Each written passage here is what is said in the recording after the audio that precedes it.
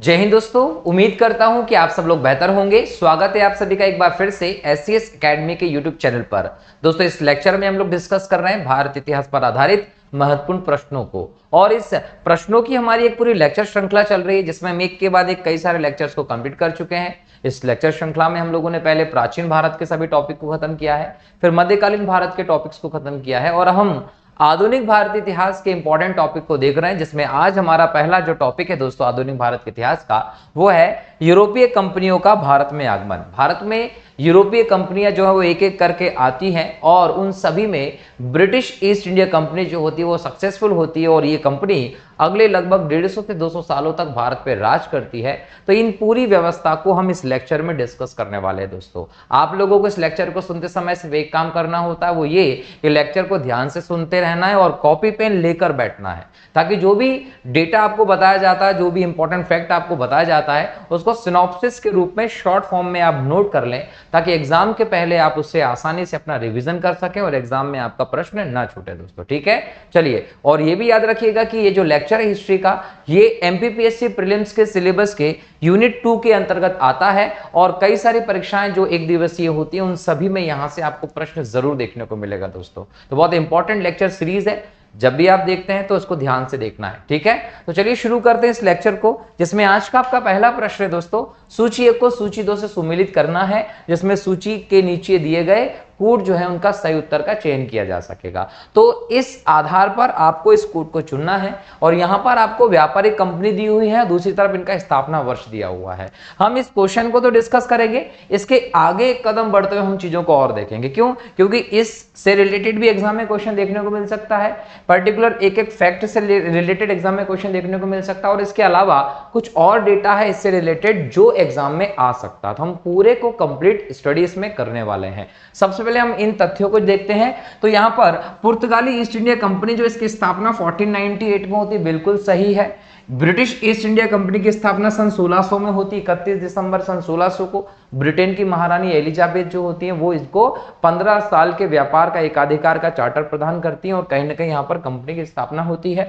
Dutch company की हम बात करते हैं तो 1602 में स्थापित होती है, और फ्रेंच कंपनी की बात करते हैं तो 1664 में स्थापित होती है, जिसमें फ्रांस के सम्राट लुई 14 के जो मंत्री होते हैं कॉलबर्ट, उनका इंपॉर्टेंट योगदान भी दिखाई पड़ता है। तो ये 4 कंपनी इस प्रकार से आई, लेकिन 4 कंपनी के अलावा दोस्तों याद रखिएगा कि ये फ्रेंच है, डच है, ब्रिटिश और पुर्तगाली है। इनके अलावा एक कंपनी थी डेनिश कंपनी जो है दोस्तों वो 1616 में बनती है, और डेनिश कंपनी के बाद हम एक और कंपनी की बात कर लेते हैं, स्वीडिश कंपनी जो है वो भारत में ही आ जाती है 1731 के आसपास। अब देखिए कि ये तो कंपनी के नाम होगा और उनकी स्थापना का वर्ष हो गया, लेकिन अगला प्रश्न आपसे ये पूछेगा कि इन कंपनियों का भारत में आने का क्रम क्या था। पहले स्थापना का क्रम देखें, फिर भारत में आने का क्रम देखें। तो स्थापना का क्रम आपको पता चल गया कि पहले पुर्तगाली बनी, फिर ब्रिटिश बनी, फिर आपकी डच बनती है, फ्रेंच बनती है। अब यहां पर देखिए हम इनका आने का क्रम देखते हैं। तो भारत में अगर हम आने का क्रम देखें,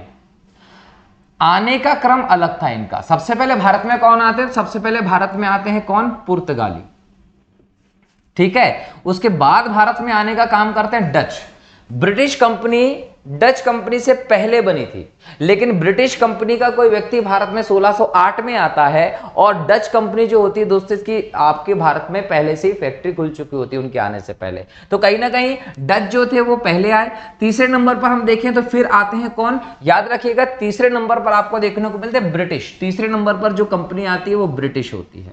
ब्रिटिश कंपनी के बाद में बात करूं तो यहां देखिए डेनिश कंपनी 1616 लिखा है, तो डेनिश कंपनी, ठीक है। डेनिश कंपनी जो है वो हमारे यहां पर 1616 में बनने के बाद 1620 में ये भारत में अपना कारखाना खोल चुकी होती है। और अगर इसके बाद बात करूं तो फिर आती है फ्रेंच कंपनी, और फ्रेंच कंपनी जो है वो 1664 में बनती है, लेकिन भारत में इसका जो कारखाना होता है वो लगभग 1668 में बन जाता है। और इसके बाद हम देखें तो यहां पर आपको देखेगी स्वीडिश कंपनी, जो लगभग 1731 के आसपास देखने को मिलती है। तो बनने का क्रम यहां पर पुर्तगाली, ब्रिटिश, डच, फ्रेंच, लेकिन यहां पर देखिए, यहां पर देखने को मिलेगा कि पुर्तगाली है, डच है, ब्रिटिश है, डेनिश है, फ्रेंच है, स्वीडिश है।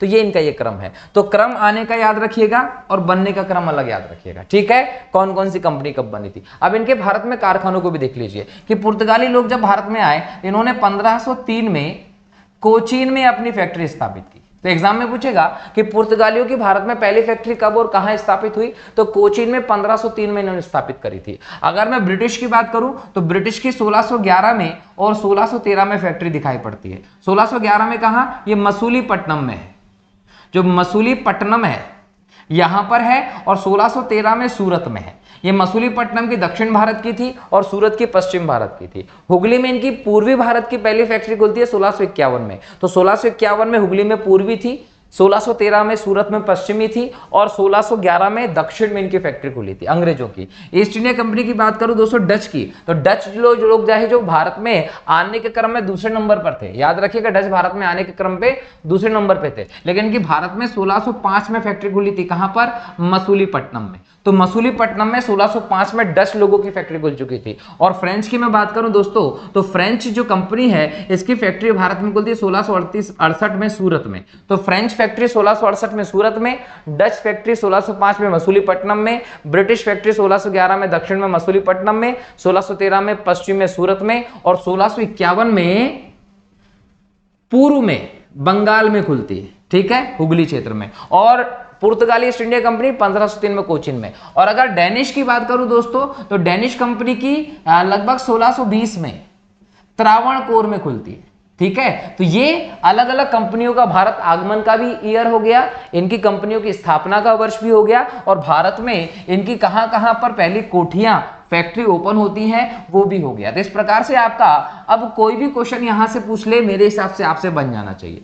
जो ब्रिटिश कंपनी है दोस्तों, उनका जो स्थापना आपको देखने को मिलता है, ब्रिटिश कंपनी की स्थापना जो है वो आपको प्रारंभ में जहांगीर के समय में देखने को मिलता है। लेकिन अगर मैं पुर्तगाली कंपनी की बात कर लूं तो यहां पर लोधी वंश का शासन था। लोधी वंश के शासन के समय पे पुर्तगाली कंपनियों की पहली फैक्ट्री भारत में खुलती है 1503 में, ठीक है। और अगर मैं डच ईस्ट इंडिया कंपनी की बात करता हूं 1605 में, इस समय अकबर राजा था, अकबर के समय में खुलती है। और फ्रेंच की बात करता हूं दोस्तों, तो औरंगजेब के काल में फ्रेंच की फैक्ट्री भारत में पहली बार खुलती है, ये भी ध्यान रखिएगा, ठीक है। चलिए अगला प्रश्न है, सूची 1 को सूची 2 से मिलाना है और नीचे दिए गए कूट का उत्तर चुनना है। तो यहां पर यूरोपीय कंपनी दिया है और इनका मुख्यालय दिए हैं। पुर्तगालियों का मुख्यालय भारत में कहां बना था, तो पुर्तगालियों का मुख्यालय गोवा में था। 1510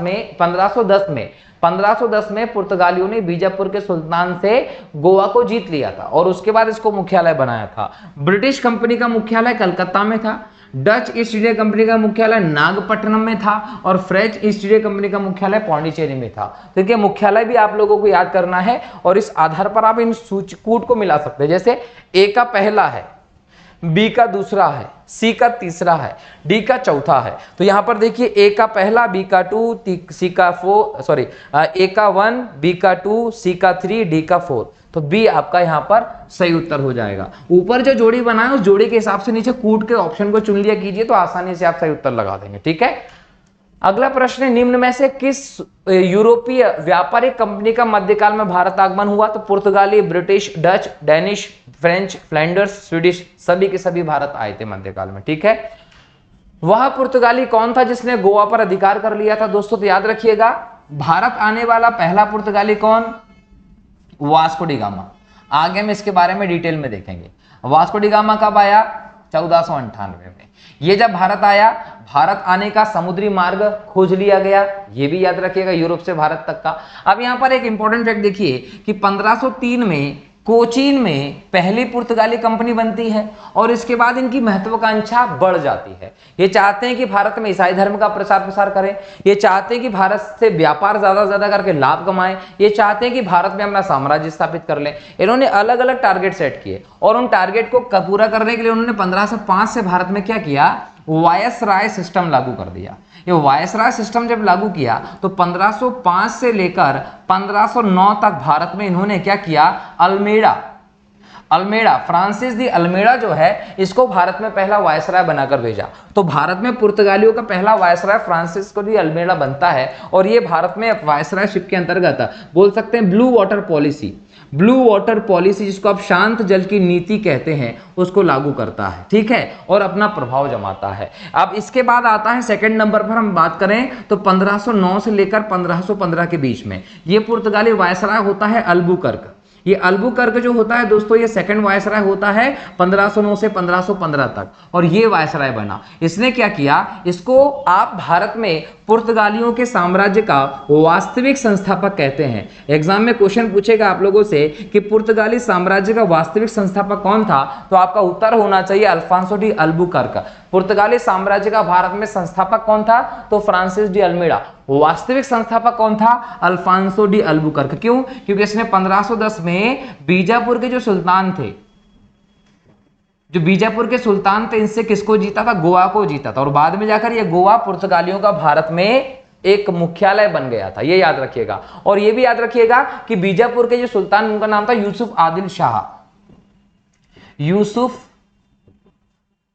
आदिल शाह ये बीजापुर के सुल्तान थे, और इनसे ही अल्फांसो डी अल्बुकर्क ने गोवा छीना था और इसको बाद में मुख्यालय बनाया था। तो यहां पर अल्फांसो डी अल्बुकर्क ने गोवा जीतकर भारत में वास्तविक तौर पर पुर्तगाली साम्राज्य की स्थापना की। अब याद रखिएगा कि जो ब्लू वाटर पॉलिसी, ये ब्लू वाटर पॉलिसी जो अल्मेडा ने शुरू की थी, उसको खत्म किसने कर दिया था, अल्फांसो डी अल्बुकर्क ने कर दिया था। इस समय एक नियम लगाया गया था। नियम क्या शुरू किया गया था कि पुर्तगाली स्त्री और भारतीय पुरुष की शादी नहीं हो सकती, लेकिन पुर्तगाली यूरोपीय पुरुष और भारतीय स्त्री की शादी होगी। उनसे जो संतानें होंगी वो पुर्तगाली होंगी, यूरोपीय होंगी, और वो ईसाई धर्म की होंगी। इस प्रकार से भारत में ईसाई धर्म और अपने जनजाति के लोग, अपने जाति के जो लोग थे, उनको भारत में इन्होंने प्रोड्यूस करना शुरू कर दिया था। तो इस प्रकार से इन्होंने नीति भी लागू की भारत में, और ब्लू वाटर पॉलिसी को कहीं ना कहीं अल्फांसो डी अल्बुकर्क ने भारत में बंद कर दिया था। जब ये भारत से जाता है तो ये याद रखिएगा कि भारत में पुर्तगाली साम्राज्य की एक नींव सी रखा जाती है। बाद में एक के बाद एक अलग अलग पुर्तगाली वायसराय भारत में बनते हैं और इस साम्राज्य को आगे बढ़ाते हैं। वास्को डी गामा जो भारत में पहली बार आया था दोस्तों, वो 1502 में भारत में दूसरी बार आया था। तो एग्जाम में अगर क्वेश्चन आ जाता है कि वास्को डी गामा भारत में दूसरी बार कब आया था, तो 1502 में आया था। और 1523-24 के बीच में मैं बात करता हूं तो वास्को डी गामा पुर्तगाली साम्राज्य का वायसराय बनकर भी आया था। उसके बाद वास्को डी गामा की भारत में ही मौत हो गई थी, और गोवा में इसके नाम पर एक शहर का नाम भी है, और यहां पर ही उसकी कब्र बनी हुई है, याद रखेंगे। ठीक है, चलिए अगले प्रश्न की तरफ जाते हैं। अगला प्रश्न है, भारत में ईस्ट इंडिया कंपनी का पहला गवर्नर जनरल कौन था। देखिए 1757 की मैं बात करता हूं तो ये प्लासी का वॉर था। ये प्लासी का वॉर हुआ, और इस समय से बंगाल जो है वहां पर ब्रिटिश का प्रभुत्व दिखाई पड़ता है, और यहां पर बंगाल जो प्रेसिडेंसी है, बाद में जो प्रेसिडेंसी बनता है, यहां पर ब्रिटिश सरकार कंपनी के गवर्नर की प्रथा चालू करती है, और कंपनी के गवर्नर के तौर पर जो पहला व्यक्ति बनाया गया वो रॉबर्ट क्लाइव बनाया गया। तो रॉबर्ट क्लाइव कौन था, कंपनी का पहला गवर्नर जनरल। कहां का, सॉरी, रॉबर्ट क्लाइव कौन था, कंपनी का पहला गवर्नर, गवर्नर जनरल नहीं, कंपनी का पहला गवर्नर था लॉर्ड क्लाइव, और ये बंगाल प्रेसिडेंसी का था। अब बाद में हम देखें तो लगभग 1772 तक जब पहुंचते हैं तो यहां पर कंपनी के अधीन बंगाल का गवर्नर बनाकर भेजा जाता है वॉरेन हेस्टिंग्स। अब ये जो वॉरेन हेस्टिंग्स है, ये कंपनी का गवर्नर बनाकर भेजा जाता है बंगाल प्रेसिडेंसी के लिए। लेकिन इसी बीच आ जाता है 1773 का रेगुलेटिंग एक्ट। इस रेगुलेटिंग एक्ट के प्रभाव से 1774 के आसपास हम देखें तो ये जो वॉरेन हेस्टिंग्स बंगाल प्रेसिडेंसी के गवर्नर की हैसियत से आया था, इसको बंगाल का प्रथम गवर्नर जनरल बना दिया गया। तो इसलिए हम कहते हैं कि भारत में कंपनी का पहला गवर्नर जनरल कौन था, तो उत्तर हो जाता है वॉरेन हेस्टिंग्स, क्योंकि ये भारत में कंपनी का पहला गवर्नर जनरल बोला गया है। तो कंपनी का पहला गवर्नर जनरल भारत में बंगाल में कौन बनता है, वॉरेन हेस्टिंग्स बनता है, ये ध्यान रखिएगा। और वॉरेन हेस्टिंग्स जो है दोस्तों, ये भारत में अपने एक लंबा कार्यकाल बिताता है, ये याद रखिएगा। अब हम थोड़ा सा वॉरेन हेस्टिंग्स के बारे में इंपॉर्टेंट फैक्ट्स को देख लेते हैं, क्योंकि एग्जाम में यहां से क्वेश्चन आपको देखने को मिल सकते हैं। तो याद रखिएगा कि जो वॉरेन हेस्टिंग्स है वो 1774 में बंगाल का प्रथम गवर्नर जनरल बनता है। ठीक है, बंगाल का प्रथम गवर्नर जनरल कौन था, वॉरेन हेस्टिंग्स था। ये 1785 में इस्तीफा देता है। अब जब तक ये इस्तीफा नहीं देता तब तक ये गवर्नर जनरल के पद पर मौजूद होता है। भारत में इसका आना हुआ था 1750 में। 1750 में दोस्तों ये कंपनी के क्लर्क के तौर पर आया था, और क्लर्क के तौर पर इसने कहां पर काम करना शुरू किया था, कलकत्ता में। क्लर्क के तौर पर बोल सकते हैं, लेखक के तौर पर बोल सकते हैं। तो क्लर्क के तौर पर या लेखक के तौर पर ये आता है, कंपनी में काम करना शुरू करता 1750 से। अब एक और बात याद रखिएगा कि ये बाद में भारत से वापस ब्रिटेन चला गया और ब्रिटेन से इसको भारत में इसके काम के अनुभव के आधार पर बंगाल का गवर्नर बनाकर भेजा जाता है। फिर आ जाता है 1773 का एक्ट और इसको बंगाल का पहला गवर्नर जनरल बना देते हैं। ये गवर्नर जनरल के तौर पर जब बंगाल में होता है तो इसके समय पर मराठा के साथ जो युद्ध होता है, ये युद्ध होता है पहला वाला, और इसके समय ही आंग्ल मैसूर युद्ध जो होता है वो भी देखने को मिलता है दूसरा। तो दूसरा आंग्ल मैसूर युद्ध हो या पहला आंग्ल मराठा युद्ध हो, इस समय भारत में बंगाल का गवर्नर जनरल कौन था? वॉरेन हेस्टिंग्स था। वॉरेन हेस्टिंग्स जो था दोस्तों, इसके समय ही 1785 में एशियाटिक सोसाइटी जो है बंगाल में, सोसाइटी ऑफ बंगाल, ये एशियाटिक सोसाइटी ऑफ बंगाल जो है ये विलियम जोन्स ने स्थापित की थी। किसने स्थापित की थी? विलियम जोन्स ने। और विलियम जोन्स ने इसकी स्थापना कब की थी? 1785 में। इसको समर्थन किसने दिया था? वॉरेन हेस्टिंग्स ने दिया था। वॉरेन हेस्टिंग्स ने, जो क्लाइव था, क्लाइव ने भारत में दोहरी शासन व्यवस्था शुरू की थी कंपनी के अधीन। ये दोहरी शासन व्यवस्था को बंद करने का काम वॉरेन हेस्टिंग्स ने भारत में किया था बराबर। इसके बाद एक और बात याद रखिएगा कि भारत में जो मुगल सम्राट हुआ करते थे, इनको वार्षिक तौर पर श्रद्धांजलि दी जाती थी। वार्षिक क्या दी जाती थी? श्रद्धांजलि। तो मुगल सम्राट को वार्षिक तौर पर जो श्रद्धांजलि देने का काम होता था, वो काम भी वॉरेन हेस्टिंग्स ने बंद कर दिया था। मतलब किसी भी प्रकार से आप मुगल सम्राट को श्रद्धांजलि देने का काम नहीं करेंगे। इसके अलावा इसने क्या किया था? इसने कलकत्ता में राजस्व बोर्ड का स्थापना करवाया था। तो कलकत्ता में राजस्व बोर्ड बनाने वाला कौन था? तो ये भी याद रखिएगा, ये वॉरेन हेस्टिंग्स ही था। इसके अलावा वॉरेन हेस्टिंग्स ने क्या किया था? जो राजकोष हुआ करता था, वो राजकोष पहले हुआ करता था मुर्शिदाबाद में। कहां हुआ करता था? मुर्शिदाबाद में।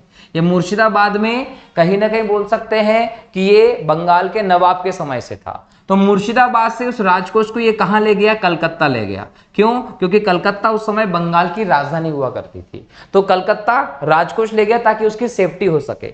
लेकिन ये याद रखिएगा कि वॉरेन हेस्टिंग्स ने 1785 में क्या किया? इस्तीफा दे दिया था। क्यों दिया इस्तीफा? क्योंकि इसके ऊपर भ्रष्टाचार के आरोप थे। तो भ्रष्टाचार के आरोप किसके ऊपर थे? तो याद रखेंगे वॉरेन हेस्टिंग्स के ऊपर थे। और क्वेश्चन पूछेगा कि भ्रष्टाचार के आरोप में अपना इस्तीफा देने वाला गवर्नर जनरल कौन था बंगाल का? तो याद रखेंगे वो वॉरेन हेस्टिंग्स था, जिसने भ्रष्टाचार के आरोप के चलते अपना इस्तीफा दे दिया था। और एक ब्रिटेन का सांसद था, इस सांसद का नाम था एडमंड बर्क। याद रखिएगा सांसद का नाम क्या था? Edmund Burke. ये एडमंड बर्क क्या करता है? इसके खिलाफ महाभियोग लेकर आता है। किसके खिलाफ लेकर आता है? वॉरेन हेस्टिंग्स के खिलाफ। तो याद रखिएगा भ्रष्टाचार के आरोपों को लेकर किस गवर्नर जनरल के खिलाफ महाभियोग लेकर आते हैं? Edmund Burke. तो याद रखिएगा एडमंड बर्क ब्रिटेन की संसद के सांसद थे और वॉरेन हेस्टिंग्स के खिलाफ भ्रष्टाचार के आरोप में ये महाभियोग लाते हैं। हालांकि ये महाभियोग जो है दोस्तों, ये रद्द हो जाता है, ये महाभियोग फेल हो जाता है, पास नहीं हो पाता, ये याद रखिएगा। इसके अलावा वॉरेन हेस्टिंग्स में एक और इंपॉर्टेंट बात है, जो 1773 का रेगुलेटिंग एक्ट आया था, इस रेगुलेटिंग एक्ट के तहत 1774 में कलकत्ता जो है यहां पर एक सुप्रीम कोर्ट की स्थापना की जाती है। इस कोर्ट के जो मुख्य न्यायाधीश थे वो एलिजा इम्पे थे। याद रखिएगा कि अगर कलकत्ता की कोर्ट की बात करें तो इसके मुख्य न्यायाधीश के तौर पर किसको स्थापित किया गया था? Elijah Impey. ठीक है। इसके अलावा 3 अन्य भी थे। अगर 3 अन्य की बात करूंगा तो उनका नाम याद रखिएगा, हाइड, लिमेस्टर और चेंबर।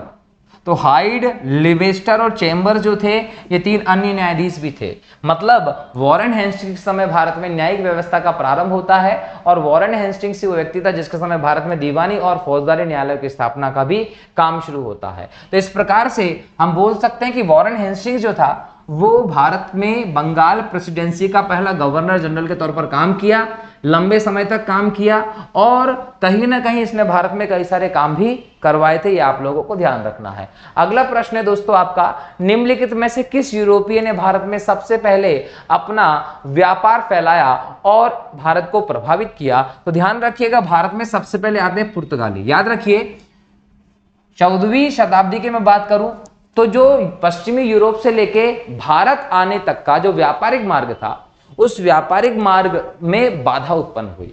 बाधा को ऐसी उत्पन्न हुई कि कुस्तुनतुनिया सल्तनत जो थी उसका एक विस्तार आपको देखने को मिलता है, और इस पूरे व्यापारिक मार्ग पर तुर्की, वेनिस भाषी और एक तरफ अरबी लोगों का एकाधिकार हो गया।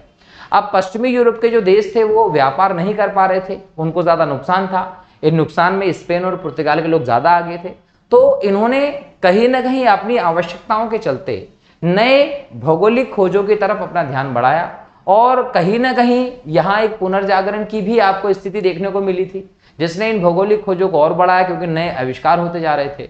अब स्पेन वासी और पुर्तगालियों ने इन भौगोलिक खोजों को पहले शुरू किया।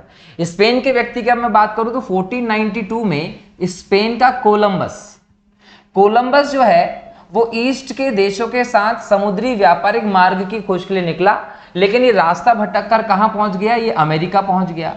जब ये अमेरिका पहुंचा तो इसने अमेरिका तक के समुद्री मार्ग की खोज कर ली। लेकिन 1498 में एक दूसरा अभियान शुरू होता है, ये शुरू होता है पुर्तगाल का। पुर्तगाल में इस समय हम बात करें तो हेनरी दी नेविगेटर हमें यहाँ पर इंपॉर्टेंट रोल में दिखाई पड़ते हैं। ये यहाँ के राजकुमार थे और इनकी खास रुचि थी नेविगेशन में। अब नेविगेशन में, समुद्र यात्रा में इनकी खास रुचि थी, इसलिए इनका नाम ही हेनरी दी नेविगेटर पड़ गया था। और इन्होंने यहाँ पर जो नौकायन होता है, बोटिंग जो होता है, उसको कराने के लिए, उसमें वैज्ञानिक तथ्यों को जोड़ने के लिए, मतलब नौकायन को वैज्ञानिकता प्रदान करने के लिए एक स्कूल भी खोला था, ताकि लोगों को नौकायन के बारे में सिखाया जा सके। तो इनकी विशेष रुचि थी। इनके प्रयासों के चलते 170 लोगों का, कितने लोगों का? 170 लोगों का एक दल बनाया गया। जो 170 लोगों का दल बनाया गया था ना दोस्तों, उस दल में लगभग 4 जहाजी बेड़ों को जोड़ा गया था। 4 जहाजी बेड़े जोड़े गए थे, और इन जहाजी बेड़ों को नेतृत्व देने वाला था एस्टावो डी गामा। ये एस्टावो डी गामा जो था दोस्तों, इसका नेतृत्व देने वाले इसको जोड़ा गया था। अब यहां पर यह हुआ कि एस्टावो डी गामा हमारे देश में आना था, लेकिन हुआ ये कि एस्टावो डी गामा की अचानक हो गई मृत्यु। जब इसकी मृत्यु हो गई तो फिर इन राजा ने क्या किया, यहां पर वास्को डी गामा को चुना। तो वास्को डी गामा भारत के समुद्री मार्ग की खोज के लिए कोई पहली चॉइस नहीं थी इनकी। पहली चॉइस में एस्टावो डी गामा था, जो इन 170 लोगों के दल के साथ 4 जहाजी बेड़ों के साथ निकलने वाला था। लेकिन इसकी मृत्यु के बाद वास्को डी गामा की किस्मत खुली और इतिहास में वास्को डी गामा का नाम अमर हो गया। वास्को डी गामा ने इन लोगों के साथ लिस्बन पुर्तगाल की राजधानी भी है, और यह पश्चिम में क्षेत्र है। इस पश्चिम के समुद्र तट के यहां से वास्को डी गामा अपनी यात्रा शुरू करता है, और एक लंबी यात्रा करता है, लगभग 12,000 समुद्री मील की, और यात्रा करने के बाद भारत की तरफ पहुंचता है। लेकिन ये याद रखिएगा कि वास्को डी गामा ने अपनी जो यात्रा प्रारंभ की, ये केप ऑफ गुड होप से होते हुए की थी। ये केप ऑफ गुड होप जो है, इसको हम आशा अंतरिप के नाम से जानते हैं, और ये कहाँ है? अफ्रीका महाद्वीप के दक्षिण में, अफ्रीका के दक्षिण में ये जगह है। अब ये केप ऑफ गुड होप जो है दोस्तों, यूरोप से लेकर केप ऑफ गुड होप तक का जो रास्ता है, ये हम बात करें तो पहले ही तय किया जा चुका था।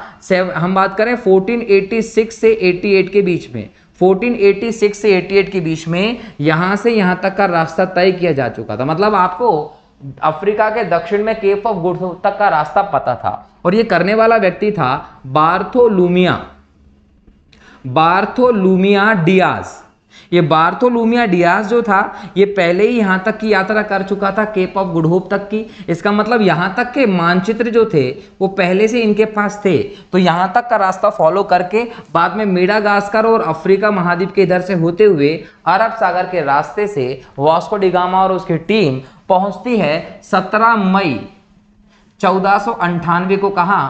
भारत। और भारत पे कहां? मालाबार जो तट है यहां पर कालीकट पहुंचती है। ये कालीकट जो है दोस्तों, ये केरला में है, और यहां पर ये पहुंच जाते हैं। जब यहां तक पहुंचे तो याद रखिएगा, एक व्यक्ति जिसका नाम था अब्दुल मनीक, ये अब्दुल मनीक जो है दोस्तों, ये कौन था? तो ये गुजराती था, एक गुजराती व्यापारी था और इस गुजराती व्यापारी को यहाँ का विशेष ज्ञान था।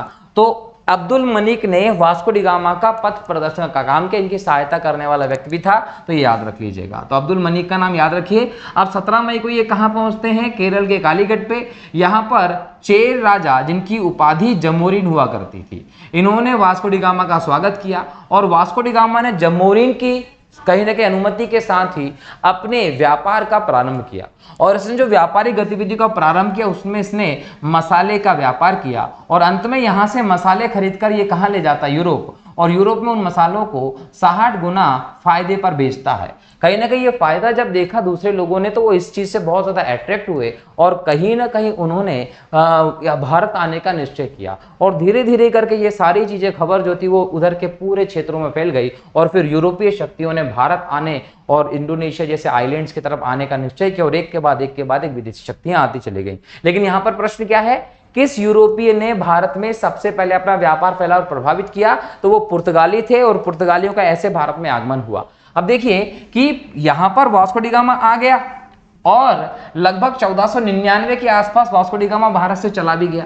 लेकिन 1500 के आसपास 2 समुद्री जहाजी बेड़े जो थे वो भारत में फिर आते हैं। सन 1502 के आसपास वास्को डी गामा भारत पुनः आता है। 1503 में ये कोचीन में अपना मुख्यालय, मतलब बोल सकते हैं फैक्ट्री बना लेते हैं। 1505 से भारत में वायसराय सिस्टम शुरू कर देते हैं। तो एक के बाद एक भारत में इनका आना शुरू हो जाता है और भारत में जब ये आते हैं तो याद रखिएगा कि लगभग 1508 में भारत में ये तंबाकू, इसके अलावा 1556 के आसपास प्रिंटिंग प्रेस, भारत में टमाटर की खेती, भारत में टमाटर की खेती के साथ एक बात और याद रखिएगा कि प्रिंटिंग प्रेस हो, टमाटर की खेती हो और जहाज निर्माण,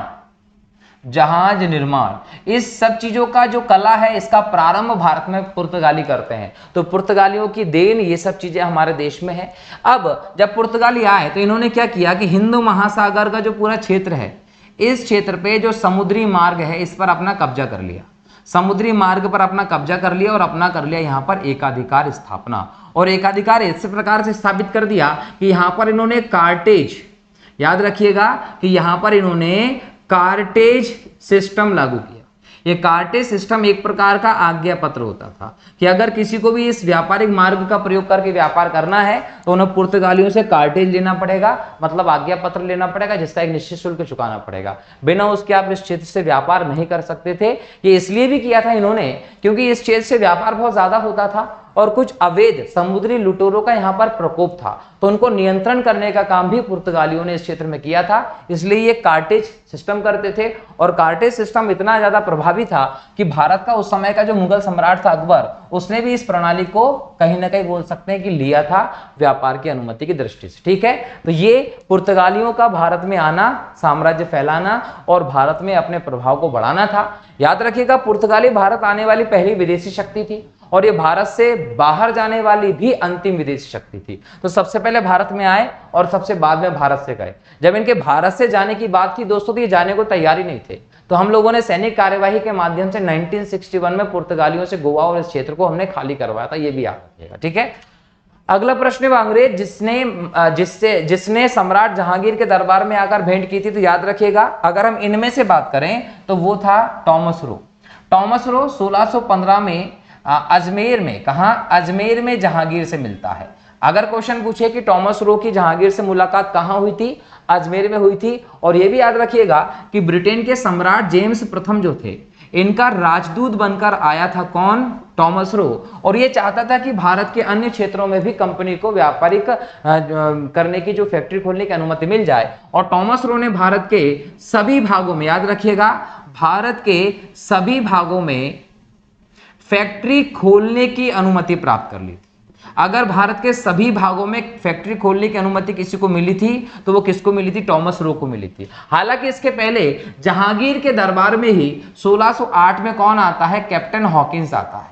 ये कैप्टन हॉकिंस जो 1608 में आया था, ये आगरा में जहांगीर से मिलता है और प्रारंभिक मुलाकात में फारसी भाषा में जहांगीर से ये कैप्टन हॉकिंस बात करता है, क्योंकि ये इस भाषा को जानता था।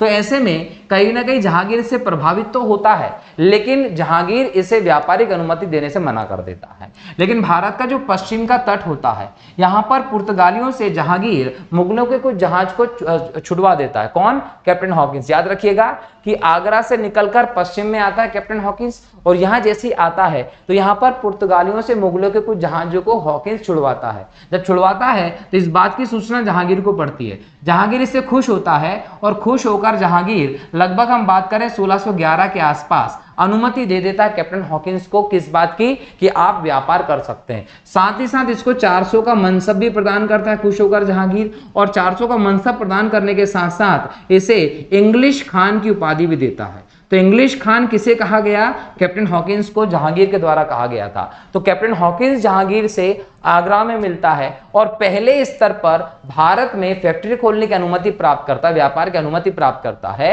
लेकिन भारत के सभी क्षेत्रों में व्यापारिक गतिविधि चलाने की अनुमति जो है वो जहांगीर से टॉमस रो लेने में सफल होता है, याद रखेंगे। तो टॉमस रो और कैप्टन हॉकिंस के बारे में हम लोगों ने यहां पर चीजें देखी हैं। अगला प्रश्न देखिए, गोवा, दमन और दीव का उपनिवेशीकरण मूलतः किया गया था। दोस्तों याद रखिएगा, पुर्तगालियों ने गोवा हो, दमन हो और दीव, इनका उपनिवेशीकरण किया था। जो दीव है, जो दोस्तों दमन है, दमन को 1559 में, दीव को 1535 में और गोवा को 1510 में पुर्तगालियों ने कब्जे में किया था। अब यहां पर जो दीव है, दीव जो है वो नीनो डी कुन्हा जब पुर्तगाली वायसराय था उस समय दीव को कब्जे में लिया गया था, और गोवा को जब अल्बुकर्क ये वायसराय था पुर्तगालियों का तब अपने कब्जे में लिया गया था। क्लियर? तो इस प्रकार से इन क्षेत्रों को पुर्तगालियों ने अपने कब्जे में किया, और भारत की आजादी के बाद भी इन क्षेत्रों को छोड़कर जाने के लिए पुर्तगाली तैयार नहीं थे। सशस्त्र सेना की कार्यवाही के माध्यम से हमने इन्हें प्राप्त किया था। ठीक है, अगला प्रश्न है, पुर्तगाली व्यापारिक कंपनी के भारत का सर्वप्रमुख उद्देश्य क्या था आगमन का? तो याद रखिएगा, काली मिर्च व अन्य मसालों के व्यापार पर एकाधिकार प्राप्त करना इनका प्रमुख उद्देश्य था। याद रखिए, पुर्तगाली जब भारत आए थे तो इन्होंने भारत में काली मिर्च व अन्य मसालों के व्यापार पर अपना एकाधिकार करना स्वीकार किया था, इनका प्राइमरी प्रमुख उद्देश्य था। लेकिन इन्होंने भारत में ईसाई धर्म को फैलाने का भी काम किया, यह इनका एक टारगेट बन गया था। इसी के लिए इन्होंने भारतीय स्त्री और यूरोपीय पुरुषों की शादी को अनिवार्य कर दिया, इनसे बच्चे उत्पन्न करके उनको ईसाइयों में फैलाना शुरू किया। तो भारत में ईसाई धर्म का प्रचार करने का इनका उद्देश्य था। भारत में अपना साम्राज्य विस्तार करना एक उद्देश्य था। भारत से व्यापार कर अधिक से अधिक लाभ कमाना इनका उद्देश्य था। यह आप लोगों को ध्यान रखना है। ठीक है, अगला प्रश्न है आपका, तृतीय कर्नाटक युद्ध एंग्लो फ्रेंच संघर्ष की समाप्ति किस संधि से हुई थी? याद रखिए, तृतीय कर्नाटक युद्ध जो है ये पेरिस की संधि से खत्म होता है, और पेरिस की संधि होती है 1763 में। अब इसको जरा समझते हैं। पहले तो याद है कि कर्नाटक युद्ध क्या है। इस लेक्चर में हम तीनों कर्नाटक युद्ध के अलग अलग प्रश्नों के माध्यम से डिस्कस करेंगे। अब ये समझिए कर्नाटक युद्ध क्या है। तो कर्नाटक युद्ध जो है दोस्तों, वो भारत में दो यूरोपीय शक्तियों की टकराव थी। दो यूरोपीय शक्ति, जिसमें एक तरफ आप ले सकते हैं फ्रांस और एक तरफ आप ले सकते हैं ब्रिटेन। तो फ्रांस और ब्रिटेन का भारत में जो संघर्ष हुआ वो कर्नाटक युद्ध के नाम से जाना जाता है। और ये संघर्ष कितनी बार हुआ था? ये संघर्ष आपको देखने को मिलता 3 बार। पहली बार ये 1746 से लेकर 1748 के बीच में देखने को मिलता है, अगर हम देखें पहली बार। दूसरी बार अगर देखें तो 1749 से लेकर 1754 के बीच में देखने को मिलता है, और तीसरा जो होता है वो 1756 से लेकर लगभग 1763 के बीच में देखने को मिलता है। अब इसमें जो पहला वाला है इसकी पृष्ठभूमि यूरोप से जुड़ी हुई थी, जो तीसरा वाला है इसकी पृष्ठभूमि यूरोप से जुड़ी हुई थी। लेकिन यहां पर जो दूसरा वाला युद्ध है इसके पृष्ठभूमि जो थी वो भारत में आधार बना था। ठीक है, भारत में बोल सकते हैं हैदराबाद में और कर्नाटक के निजाम, इनके उत्तराधिकारी का जो संघर्ष प्रारंभ हुआ, इसमें अंग्रेजों ने और ब्रिटेन ने अपने हितों को पूरा करने का सोचा, और इनके माध्यम से उन्होंने खुद लड़ना शुरू कर दिया, इनको लड़वा कर। तो कहीं ना कहीं वो भारत में पृष्ठभूमि तैयार हुई थी दूसरे की, लेकिन पहले की पृष्ठभूमि का संबंध जो था दोस्तों वो था ऑस्ट्रिया के उत्तराधिकार के युद्ध से संबंधित। यूरोप में ऑस्ट्रिया का उत्तराधिकार का युद्ध हुआ, और ऑस्ट्रिया के उत्तराधिकार के युद्ध में ब्रिटेन और फ्रांस भी आमने सामने हो गए। तो जब ऑस्ट्रिया का उत्तराधिकार का युद्ध चलता है तो वहां पर यूरोप में ये दोनों शक्तियां लड़ रही होती है, तो भारत में भी ये दोनों शक्तियां लड़ रही होती हैं। और इसका अंत होता है 1748 में एक्सला-साफेल की संधि से। एक्सला-साफेल की संधि जो है दोस्तों, ये 1748 में यूरोप में होती है। जैसे वहां पर संधि होती है, भारत में भी ये युद्ध समाप्त हो जाता है। अगर हम सेकंड की बात करें दोस्तों, तो सेकंड युद्ध जो था, इसकी पृष्ठभूमि भारत में तैयार हुई थी। तो भारत में अगर इसकी पृष्ठभूमि तैयार हुई थी, तो यहां पर याद रखिएगा सेकंड के लिए जो है वो 1754 में पौंडीचेरी की संधि होती है। ये पौंडीचेरी की संधि जो होती है, इससे सेकंड वॉर खत्म होता है। और तीसरे वार की बात करें दोस्तों, तो ये पेरिस की संधि होती है 1763 में। पेरिस की संधि के साथ तीसरा वॉर खत्म होता है। लेकिन कहीं ना कहीं इसके बाद भारत में जो परिस्थितियां बनती हैं, उसमें 1760 के आसपास वांडीवास का युद्ध देखने को मिलता है आपको। 12 जनवरी 1760 को 60 को कब को तारीख लिख लीजिएगा, कहीं ना कहीं 22 जनवरी 1760 ये युद्ध होता है वांडीवास का युद्ध। ये वांडीवास का युद्ध जो था वो अंतिम फ्रांस का और ब्रिटेन का संघर्ष था। इसमें क्या हुआ, इसमें ब्रिटेन ने फ्रांस को हरा दिया और इसमें हराने के बाद अपनी समस्त फैक्ट्री और संपत्ति अंग्रेजों को बेचकर फ्रांस के लोग भारत से चले गए। इनके पूरे क्षेत्र पर कब्जा हो गया था इनका। तो इस प्रकार से फ्रांस की शक्ति का भारत से नाश कर दिया था वांडीवास के युद्ध के बाद, और ब्रिटेन अकेला भारत में पावरफुल एक शक्ति बन गई थी विदेशी, जिसने भारत में लंबे समय तक शासन किया था। तो ये कर्नाटक युद्ध की हम लोगों ने बात की कि किस प्रकार की व्यवस्था थी। अब तीसरा कर्नाटक युद्ध की अगर मैं बात करूं दोस्तों, तो उसका कारण क्या था? उसका कारण कहीं ना कहीं ये बना था कि ऑस्ट्रिया जो है, जिसकी राजधानी वियना, इसके साथ प्रशा का युद्ध होता है। और ऑस्ट्रिया और प्रशा का युद्ध जब प्रारंभ हुआ, तो ऑस्ट्रिया का साथ किसने दिया? फ्रांस ने। और प्रशा का साथ किसने दिया? इंग्लैंड ने। तो ऑस्ट्रिया और प्रशा के युद्ध में इंग्लैंड और फ्रांस दोनों आमने सामने आ गए थे। और कहीं ना कहीं इसके बाद भारत में भी इनका भिड़न शुरू हो गया था, ये याद रखिएगा, ठीक है। तो ये कर्नाटक का तीसरा युद्ध था जो पेरिस की संधि से खत्म हुआ था। अगला प्रश्न है 1717 ईस्वी में निम्नलिखित में से कौन से मुगल सम्राट ने अंग्रेजों की ईस्ट इंडिया कंपनी को भारत में व्यापार पर विशेषाधिकार प्रदान करने का फरमान जारी किया था? तो ऐसा फरमान फर्रुखशेर ने जारी किया था। दोस्तों जो फर्रुखशेर है, ये भारत में मुगल सम्राट बना। ये मुगल सम्राट बना दोस्तों, ऐसा मुगल सम्राट था जिसको अपने साम्राज्य की कोई खबर ही नहीं होती थी। तो एक प्रकार से मूर्ख शासक था, घृणित कायर कहा गया। अब ये जो फर्रुखशेर था दोस्तों, ये फर्रुखशेर एक लापरवाह भोग विलासी शासक था। इसको शासन के बारे में कोई ज्ञान नहीं था। अपनी पूरी व्यवस्था को इसने दूसरे लोगों को सौंप दिया था। हिंदुस्तानी दल के नेता सैयद बंधुओं पर आधारित रह गया और पूरी तरीके से हम बोल सकते हैं कि उन पर निर्भर रहा। बाद में उनको खत्म करने का जब प्रयास किया, तो सैयद बंधुओं ने पेशवा जो बालाजी विश्वनाथ थे उसके साथ मिलकर उनसे संधि करके इसी को खत्म कर दिया था। तो कहीं ना कहीं ये व्यवस्था आपको देखने को मिली। लेकिन फर्रुखशेर जो था दोस्तों, इसको हो गया था एक गले पे फोड़ा। ये फोड़ा जो था, इसका इलाज किसी से नहीं हो रहा था। तो इस समय भारत में ब्रिटिशर्स जो से उनका आना जाना चल रहा था। तो एक व्यक्ति था जिसका नाम था विलियम हैमिल्टन। ये विलियम हैमिल्टन जो है दोस्तों, ये कौन था? ये एक ब्रिटिश सर्जन था। ये कौन था? एक सर्जन था। इसको जैसे ही पता चला सम्राट फर्रुखशेर का, तो इनने क्या किया? सम्राट फर्रुखशेर के उस फोड़े का सर्जरी करके बेहतर तरीके से इलाज कर दिया। सम्राट फर्रुखशेर ठीक हो जाता है, तो इनका कृतज्ञ होता था। तो इनाम के तौर पर फर्रुखशेर क्या करता है? 3000 रुपए वार्षिक कर के बदले, सिर्फ 3000। ये क्या करता है? इसको बंगाल, बिहार, उड़ीसा का जो क्षेत्र था, यहां से फ्री ट्रेड करने का अधिकार दे देता है। अब जैसे ही फ्री ट्रेड करने का अधिकार मिला, तो ये बिना किसी टैक्स के आराम से व्यापार करते और इनको बहुत फायदा होने लगा। इतना फायदा होने लगा कि बाद में उसी फायदे से इन्होंने पूरे भारत को जीतने में पैसा लगा दिया। तो भारत को जीतकर अपना गुलाम बना लिया था। इसलिए ये बोला गया कि भारत जो है वो एक फोड़े की वजह से गुलाम हो गया था, जो कि फर्रुखशेर को होता। और फर्रुखशेर ने 1717 में यह फरमान जारी किया। इस फरमान को मैग्ना कार्टा की संज्ञा दी गई थी। याद रखिएगा किस फरमान को मैग्ना कार्टा कहा था? तो फर्रुखशेर का जो फरमान था उसे मैग्ना कार्टा कहा था, जिसके माध्यम से फ्री ट्रेड, मुक्त व्यापार कर सकते थे बिना किसी भी हस्तक्षेप के, स्वतंत्र रूप से। तो यह फरमान कहीं ना कहीं भारत की गुलामी के लिए बहुत बड़ा जिम्मेदार था, क्योंकि फर्रुखशेर के यही फरमान 1757 के प्लासी के युद्ध में भी एक वजह बना, 1764 के बक्सर के युद्ध में भी एक वजह बना। तो भारत की गुलामी के पीछे इस फरमान का बहुत बड़ा हाथ है, ध्यान रखेंगे। अगला प्रश्न है, ब्रिटिश के साथ बेसिन की संधि निम्नलिखित पेशवाओं में से किसने की थी? बेसिन की संधि के बारे में मैं मराठा साम्राज्य वाले लेक्चर में आपको डिटेल में बता चुका हूं। यहां पर शॉर्ट में बताऊंगा, फिर हम आगे बढ़ेंगे, ठीक है।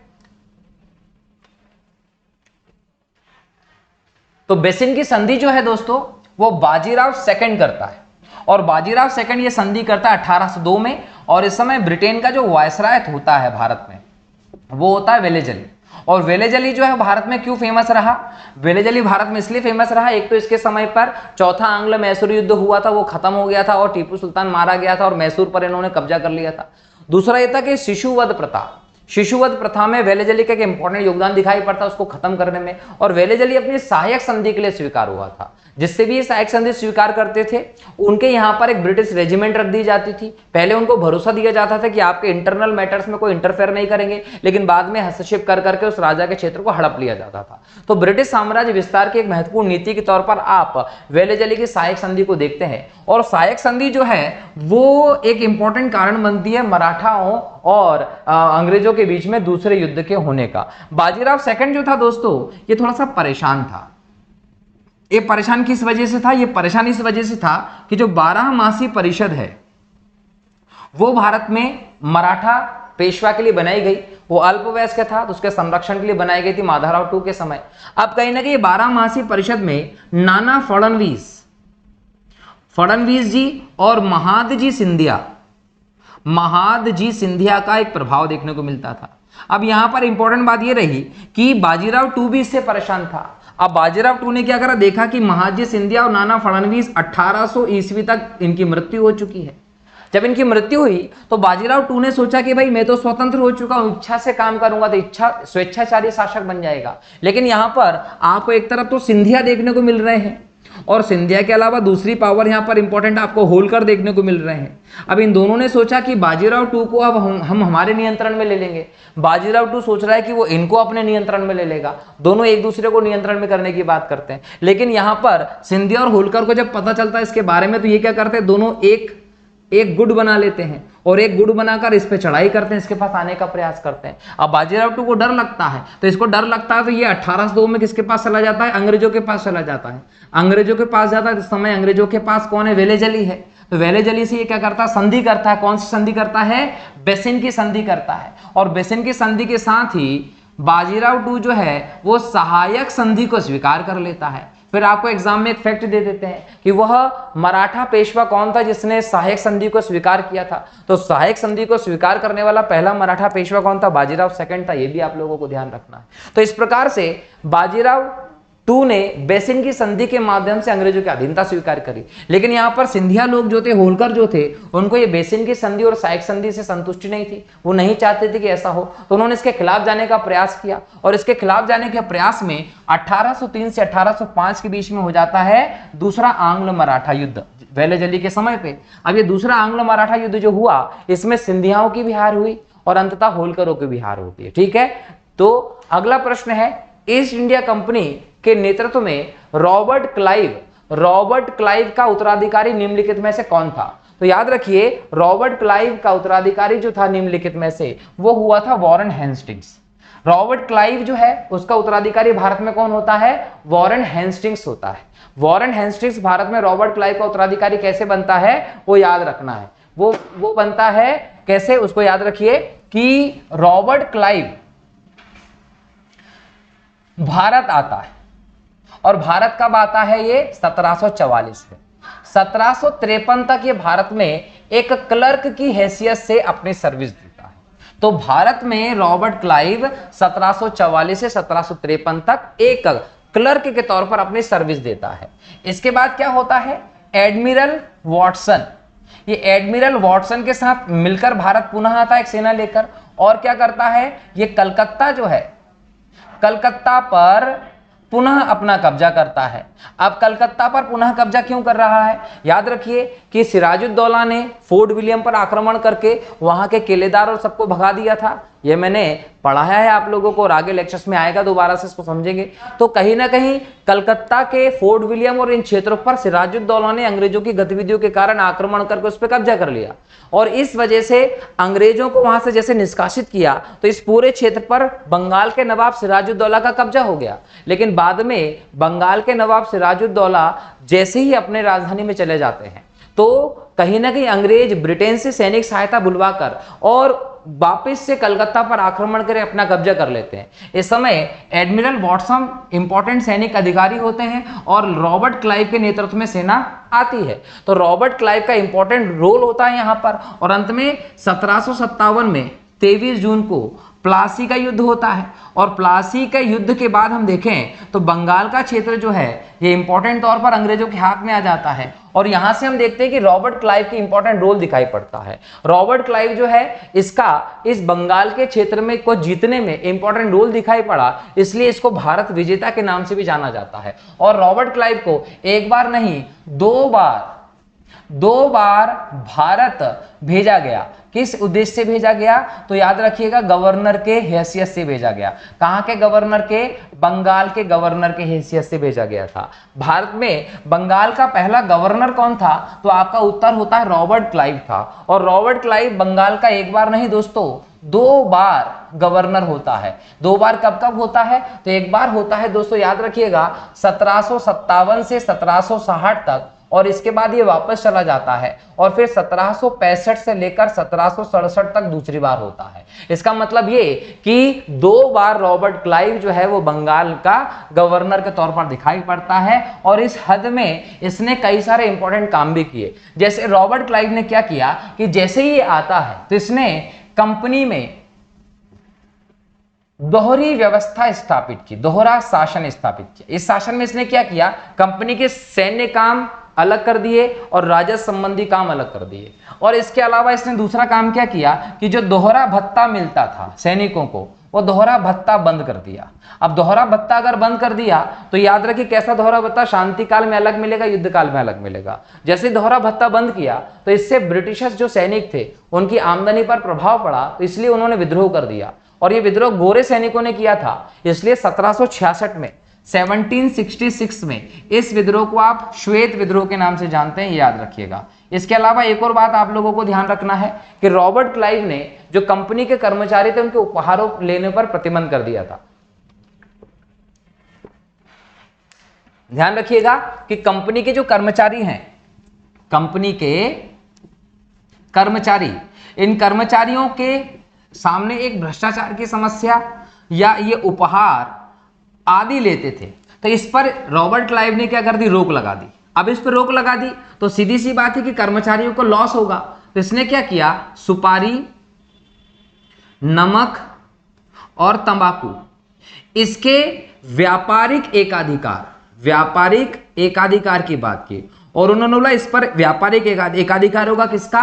व्यापारिक एकाधिकार किसका होगा? तो यहां पर कर दिया सोसाइटी ऑफ ट्रेड का। सोसाइटी ऑफ ट्रेड, बोले सोसाइटी ऑफ ट्रेड होगी जिसका व्यापारिक एकाधिकार होगा सुपारी, नमक और तंबाकू के व्यापार पर। इस पे जो व्यापार होगा उसका एक हिस्सा कंपनी के कर्मचारियों को मिल जाएगा, तो इनका नुकसान की पूर्ति हो जाएगी। हालांकि ये योजना जो थी वो अस्वीकार कर दी गई थी, लेकिन दोहरी शासन व्यवस्था हो, दोहरा भत्ता बंद करना हो, उपहार लेने पर रोक हो, ये सारे के सारे इंपॉर्टेंट निर्णय किसके थे? लॉर्ड क्लाइव के समय थे।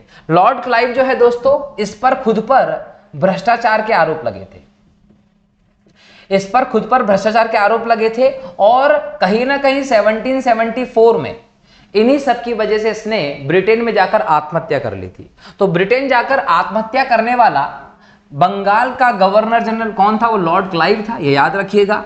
और लॉर्ड क्लाइव ने ही भारत विजय का रास्ता कहीं ना कहीं खोजा था। किसको? ब्रिटेन के लिए, वो भी कहां से? बंगाल से। इसलिए इसको भारत विजेता के नाम से भी आप जानते हैं। निम्नलिखित में से किस अंग्रेज ने पुर्तगालियों को सेली स्वाली के स्थान पर हराया था? ये सेली या स्वाली के स्थान जो है दोस्तों ये गुजरात में सूरत के पास में है। और इस स्थान पर याद रखिएगा कि थॉमस बेस्ट जो है इसने पुर्तगाली सेना को हराया था लगभग 1612 के आसपास, और ये पुर्तगालियों की बहुत बड़ी करारी हार रही थी। निम्नलिखित में से प्रथम कर्नाटक युद्ध का कौन सा तात्कालिक कारक था? दोस्तों कर्नाटक युद्ध भारत में अंग्रेज और फ्रांसीसियों के बीच में होने वाले युद्ध थे जिनको कर्नाटक युद्ध के नाम से जाना गया। और ये इसका 3 युद्ध हुए थे, मैंने आपको बताया, जिसमें जो प्रथम युद्ध है वो 1746 से लेकर 1748 के बीच में चलता है और ये युद्ध जो था ये एक्सला-साफेल की संधि से खत्म होता है।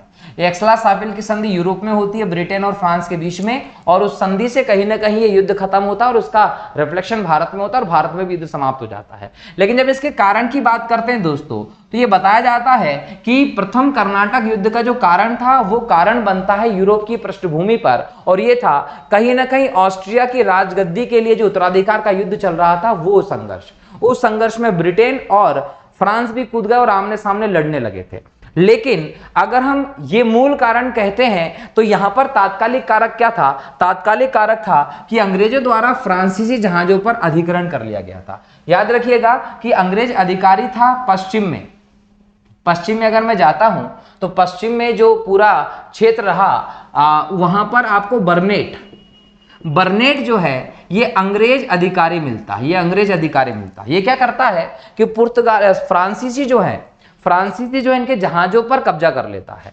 अब बर्नेट अगर फ्रांसीसी जहाजों पर कब्जा कर लेता है तो यहां से भारत में फ्रांसीसी और अंग्रेज जो है वो आमने सामने आ जाते हैं और अंग्रेज और फ्रांसीसियों के बीच में युद्ध छिड़ जाता है। तो अंग्रेजों द्वारा फ्रांसीसी जहाजों का अधिग्रहण जो है वो प्रथम कर्नाटक युद्ध का भारत में तात्कालिक कारक बनता है। ठीक है, अगला प्रश्न है उस क्षेत्र की पहचान करें जहां से यूरोप वासियों को सर्वोत्तम शोरा और अफीम प्राप्त होता था। तो बिहार से सर्वोत्तम शोरा और अफीम प्राप्त होता था। निम्नलिखित में से किस एक शासक ने ईस्ट इंडिया कंपनी की दीवानी प्रदान की थी? याद रखिएगा, ईस्ट इंडिया कंपनी को दीवानी प्रदान करने का मतलब है राजस्व वसूल करने का अधिकार। जब बक्सर का युद्ध अंग्रेज जीत गए थे तो मुगल सम्राट शाह आलम द्वितीय ने बंगाल, बिहार, उड़ीसा के दीवानी अधिकार जो थे वो अंग्रेजों को दे दिए थे। तो वो शाह आलम द्वितीय था। बंगाल की निम्नलिखित फैक्ट्रियों में से एक जो पुर्तगालियों द्वारा स्थापित की गई थी दोस्तों, हुगली का क्षेत्र है। यहां पर आपको ऑप्शन दिए गए हैं, एक तरफ सूची 1, सूची 2, इनको जमाना है और इस ऑप्शन को चुनना है। एस्तादो दे इंडिया पुर्तगालियों की सामुद्रिक कंपनी का नाम था। कार्टेज पुर्तगालियों द्वारा जारी किया जाने वाला एक पत्र या आज्ञा पत्र था। बोल सकते हैं इक्विजिशन क्या था? पुर्तगालियों द्वारा स्थापित धार्मिक न्यायाधिकरण था। पोर्टो ग्रांडे क्या था? महान बंदरगाह। ये चिटगांव में पुर्तगालियों का एक बंदरगाह था जिसको इन्होंने संज्ञा दी थी। ठीक है, तो ए का 1, बी का 2, सी का 3, डी का 4, इसमें से ऑप्शन चुन लीजिएगा। अगला प्रश्न है 18वीं सदी में भारत में लड़े गए युद्धों का निम्नलिखित में से सही कालक्रम बताइए। अंबूर का युद्ध, ये अंबूर का युद्ध जो है दोस्तों ये दूसरे आंग्ल फ्रांस युद्ध का परिणाम था या कर्नाटक युद्ध के अंतर्गत था। लगभग 1749 के आसपास लड़ा जाता है अंबूर का युद्ध। प्लासी का युद्ध 23 जून 1757 को, वांडीवॉस का युद्ध 22 जनवरी 1760 को और बक्सर का युद्ध 1764 को। तो एक तरफ 1749, 1757, 1760, 1764 ये रोल सही दिखाई पड़ता है। अगला प्रश्न है यूरोपीय व्यापारिक कंपनियों के कारखाने होते थे, तो यहां पर भंडार की जगह भी होती थी और ये उत्पादन के केंद्र भी होते थे। सी उत्तर सही होगा। पुर्तगाली उपनिवेशों गोवा, दमन और दीव को किस वर्ष जन आंदोलन के बल पर भारत सरकार ने भारतीय गणराज्य में विलय किया था? दोस्तों याद रखिएगा कि फ्रांस के लोगों के भारत में आजादी के बाद जो क्षेत्र थे वो हमें देके सौंप कर चले गए। ब्रिटेन ने जो क्षेत्र पर कब्जा किया था वो वे हमें सौंप कर चले गए। लेकिन पुर्तगालियों की इच्छा भारत से जाने की नहीं थी। लगभग 1961 के आसपास हम देखें, 19 दिसंबर 1961 में, ये याद रखिएगा 19 दिसंबर, डेट याद रख लीजिएगा, 19 दिसंबर 1961 में भारत की जो सशस्त्र सेना है इसने यहां पर एक अभियान किया। उस अभियान के माध्यम से भारत से पुर्तगालियों को खदेड़ दिया गया और गोवा, दमन और दीव के क्षेत्रों को भारत में शामिल किया गया। प्रारंभ में 1961 में इन्हें केंद्र शासित प्रदेश के तौर पर प्रारंभ किया गया, लेकिन 30 मई को 1987 में 25वें राज्य के तौर पर हम गोवा को भारत में देखते हैं। तो गोवा की राज्य के तौर पर स्थापना 1987 में हुई थी और 1961-62 में हमने ये किससे छीन लिए थे? पुर्तगालियों से छीन लिए थे।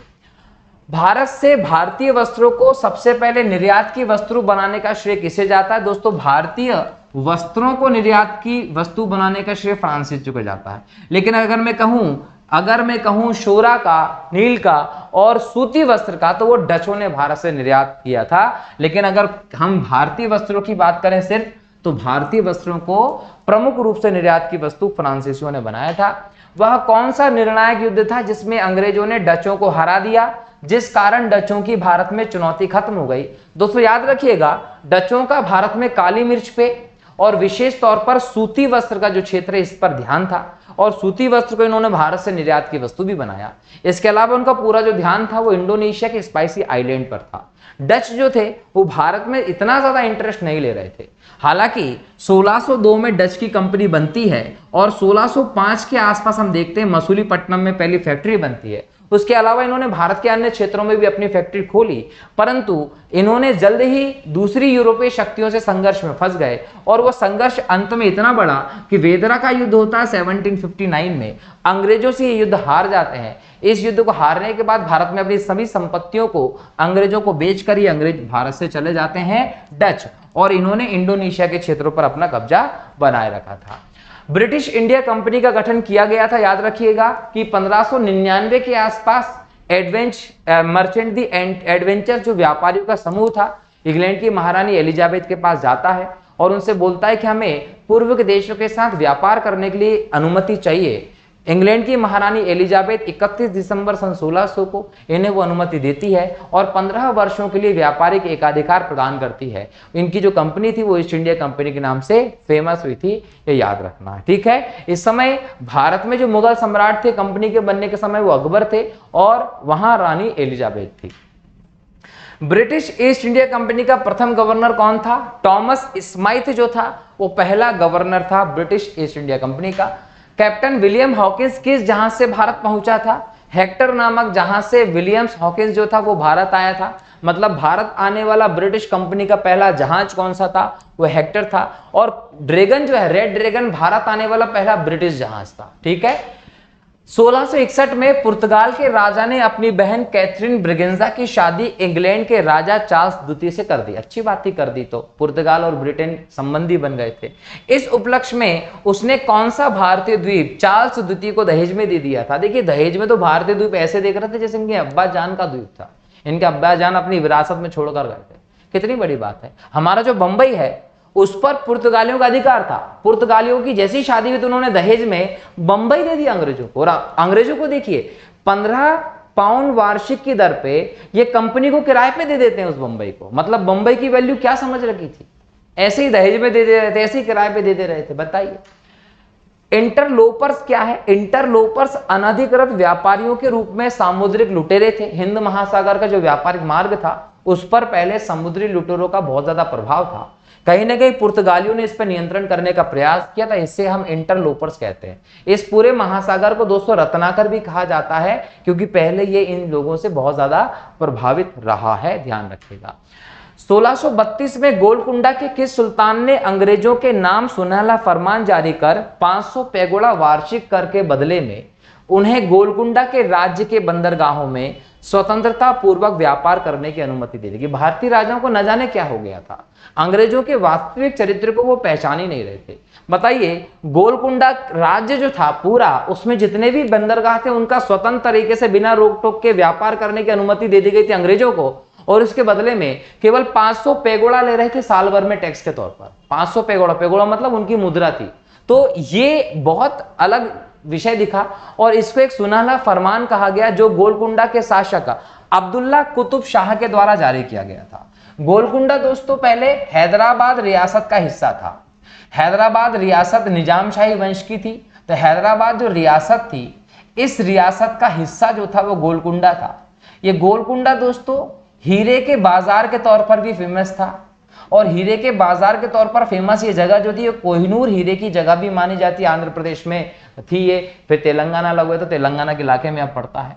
तो ये हीरे के बाजार के तौर पर भी जाना गया, जहां एक समय पहले देवगिरी के जो यादव थे, देवगिरी के यादव का भी शासन रहा। एक समय पहले यहां पर वारंगल जो रहा उनके काकतीय वंश का शासन भी रहा। मतलब ये मैं बात कर रहा हूं 12वीं 13वीं 14वीं शताब्दी की, इनका शासन भी रहा। 1364 की बात करें, 1364 में जो वारंगल के राजा थे, कहां के राजा थे? वारंगल के जो राजा थे, इन्होंने इसको क्या किया, बहमनी सुल्तान को सौंप दिया, बहमनी सुल्तान को सौंप दिया। बहमनी साम्राज्य 1345 के आसपास से दिखाई पड़ता है। तो बहमनी सुल्तान का नाम था सुल्तान महमूद, सुल्तान महमूद शाह। अब ये बहमनी सुल्तान जो महमूद शाह था, इसे वारंगल के राजा ने 1364 में ये जो इलाका है गोलकुंडा को वो सौंप दिया। उसके बाद ये बहमनी साम्राज्य के तौर पर आ गया और एक समय तक इनकी राजधानी क्षेत्र के तौर पर भी फेमस रहा था।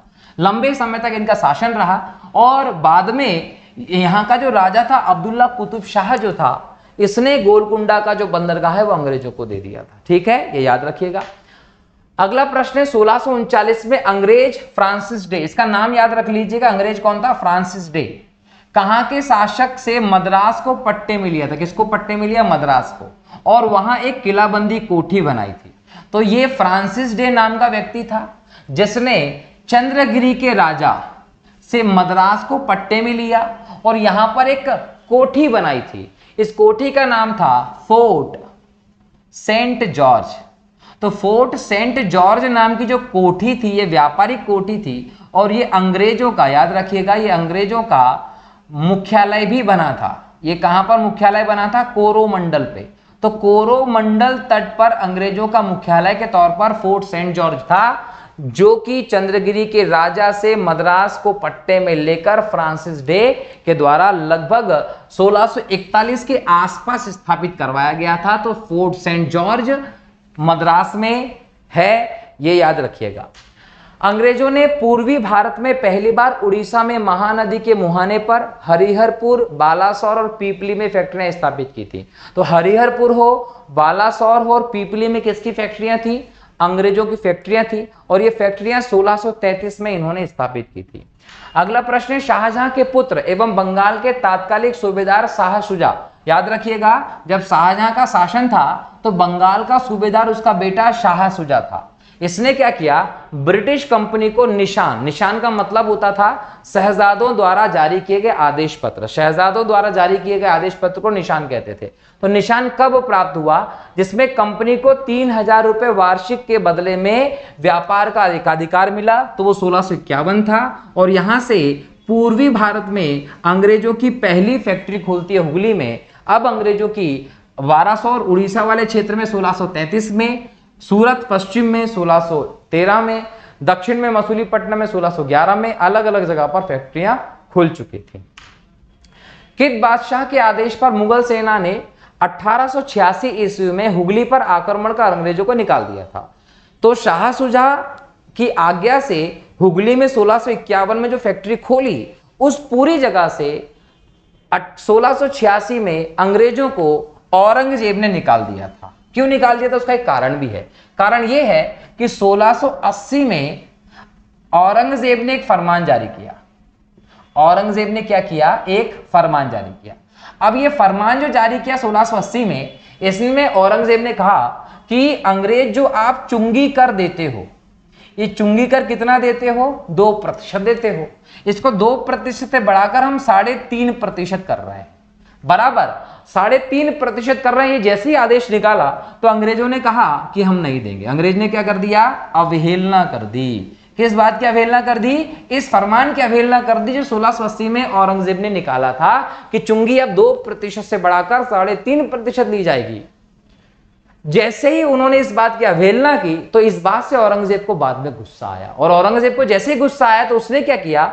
1686 में हुगली पर आक्रमण करवा के अंग्रेजों को वहां से खदेड़ दिया। अब अंग्रेजों को जब वहां से खदेड़ दिया तो अंग्रेज बाद में आके औरंगजेब के पैर में गिर गए, माफ कर दो सुल्तान, ऐसा ऐसा। औरंगजेब ने शर्त उनको माफ किया और दोबारा से व्यापार की अनुमति दी। कहा कि भाई आप ये भी दोगे, 1.5 लाख रुपए हरजाना भी दोगे, प्लस जजिया कर भी दोगे। गैर मुसलमानों से लिया जाने वाला जजिया कर भी अंग्रेजों से वसूलना शुरू कर दिया था औरंगजेब ने। तो औरंगजेब के समय तक बाद में अंग्रेजों ने उससे पंगा नहीं लिया था, क्योंकि औरंगजेब ने इनको पीछे धकेल दिया था। अंग्रेजों को सूतानती, कलिकाता एवं गोविंदपुर नामक 3 गांवों की जमींदारी खरीदने की अनुमति देने वाला बंगाल का मुगल सूबेदार कौन था? याद रखिए, बंगाल का वो मुगल सूबेदार जो है दोस्तों, वो आपको दिखाई पड़ता है जिसने सूतानती, कलिकाता और गोविंदपुर की सूबेदारी थी, वो था अजीमुश शान। ये अजीमुश शान था जो बंगाल का सूबेदार था और इसके समय 1200 रुपए, मात्र 1200 रुपए में सूतानती की, कलिकाता की और गोविंदपुर की जमींदारी किसको मिल गई थी? अंग्रेजों को मिल गई थी। और ये लगभग 1698 के आसपास की बात है, जब औरंगजेब सुल्तान हुआ करता था। तो ये 1698 के आसपास की बात थी। और ये जब इनको मिला तो इस समय इन्होंने जॉब चारनाक को ड्यूटी दी और इसने यहां पर कलकत्ता शहर की स्थापना की। तो कलकत्ता की स्थापना का श्रेय जॉब चारनाक को जाता है, जिसने सूतानती, कलिकाता, गोविंदपुर को मिलाकर कलकत्ता बनाया। और सन 1700 के आसपास आपको यहां पर फोर्ट विलियम नामक किला भी देखने को मिलता है। और ये कलकत्ता के क्षेत्र में अंग्रेजों की एक कोठी भी दिखाई पड़ी, जहां पर बंगाल के नवाब सिराजुद्दौला ने 1756 में अधिकार कर लिया था। और इसी के परिणाम स्वरूप बाद में आपको प्लासी का युद्ध भी देखने को मिलता है। तो ये कलकत्ता की स्थापना की बात थी। जॉब चारनाक का नाम याद रखेंगे। 30 सितंबर 1716 को मुगल बादशाह फर्रुखशाह द्वारा ब्रिटिश कंपनी के नाम एक फरमान जारी किया गया। उसके संबंध में सही कथन क्या है? ये जारी किया गया, लेकिन कब उसको पूर्व अनुमति मिली? 1717 में। अब ये जो फरमान जारी किया था उसमें सही क्या है वो देखना है। सही क्या है? इसके द्वारा कंपनी को केवल 3000 रुपए वार्षिक खराज पर निःशुल्क व्यापार का एकाधिकार मिल रहा है। बिल्कुल ठीक है। कलकत्ता के आसपास के गांवों को किराए पर खरीदने की अनुमति मिली थी। बिल्कुल सही है। इसके द्वारा बंगाल के शाही मुद्रणालय में इनको सिक्के ढालने की अनुमति मिली थी। ये भी सही है। उपरोक्त सभी कथन यहां पर सही है। तो फर्रुखशियर को खुद को पता नहीं था कि उसने क्या कर दिया। एक प्रकार से भारत की गुलामी की नींव धीरे धीरे रखी जा रही थी। और ये सब के सब ढुलमुल मुगल बादशाह थे जिन्होंने ये किया था। निम्नलिखित में से कौन अंग्रेज जहांगीर के समय में भारत नहीं आया था? कैप्टन हॉकिंस आया था 1608 में, टॉमस रो आया था 1615 में, इसी समय एडवर्ड टेरी भी आया था। रॉल्फ फिंच जो है दोस्तों वो फतेहपुर सीकरी और आगरा गया था, लेकिन ये अकबर के समय गया था। तो रॉल्फ फिंच आपका उत्तर होगा। अगला प्रश्न, सूची 1 को सूची 2 से मिलाना है और नीचे कोड का चयन करना है। जॉन मिल्टन हॉल अकबर के समय आया था, हॉकिंस जहांगीर के समय आया था, सर जॉन सरमेन का नाम याद रखिएगा, ये फर्रुखशियर के समय आया था। तो तीनों को मिला लीजिएगा। अगला प्रश्न है, बंगाल में अंग्रेजों की कंपनी के बारे में किसने कहा ये एक कुत्सित या नीच, झगड़ालू लोगों और बेईमान व्यापारियों की कंपनी है? ये कहा था शाइस्ता खान ने। ठीक है। अगला प्रश्न, सूची 1 को सूची 2 से मिलाना है और कोड का चयन करना है।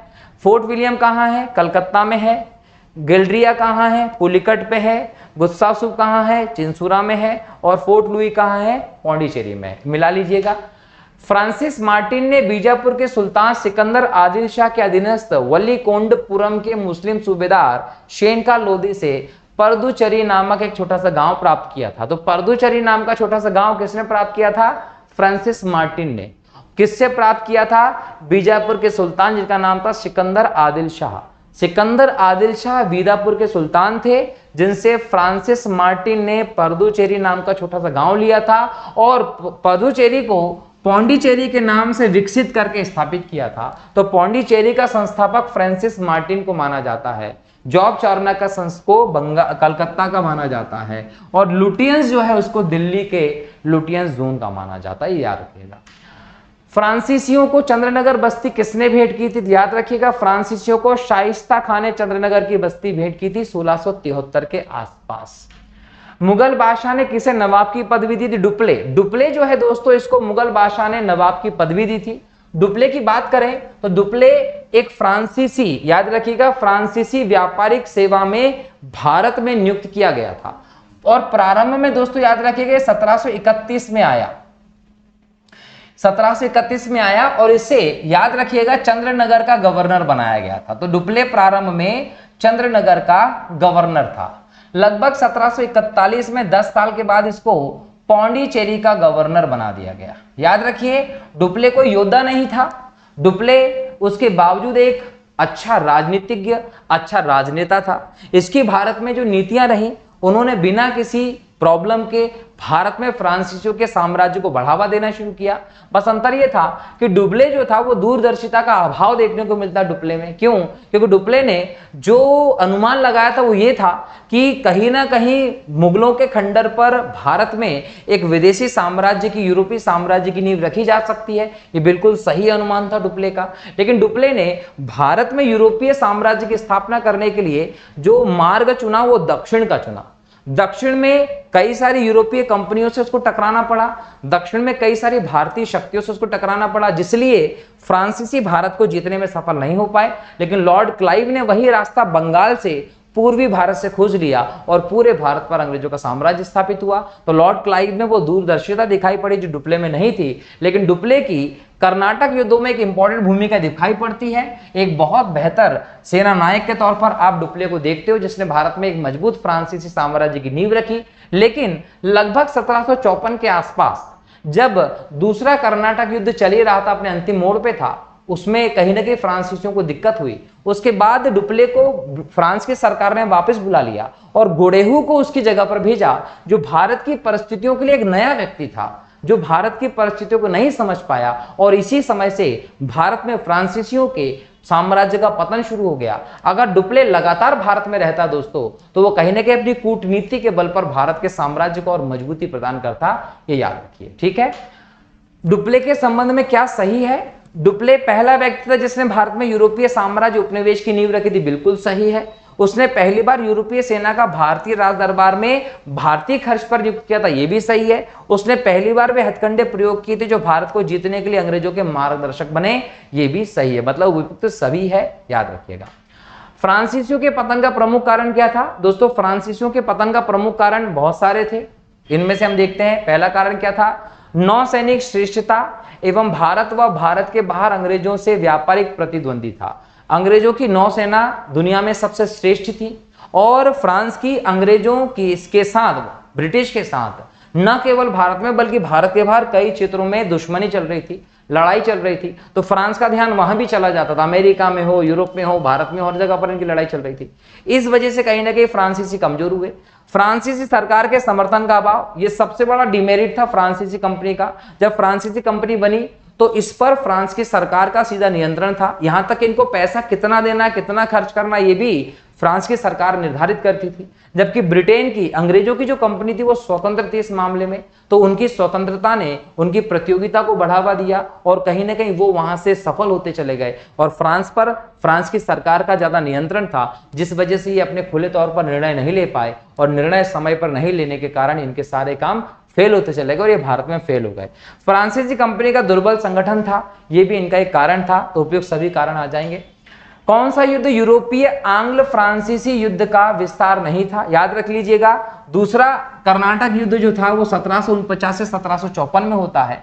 इसका जो पृष्ठभूमि थी वो भारत से संबंधित थी, जबकि पहले कर्नाटक युद्ध की और तीसरे कर्नाटक युद्ध की पृष्ठभूमि यूरोप से संबंधित थी। अब द्वितीय कर्नाटक युद्ध की पृष्ठभूमि भारत से कैसे संबंधित, इसको समझने का प्रयास करते हैं। याद रखिएगा कि युद्ध होता है 1749 से 1754 के बीच में। कब से कब तक होता है?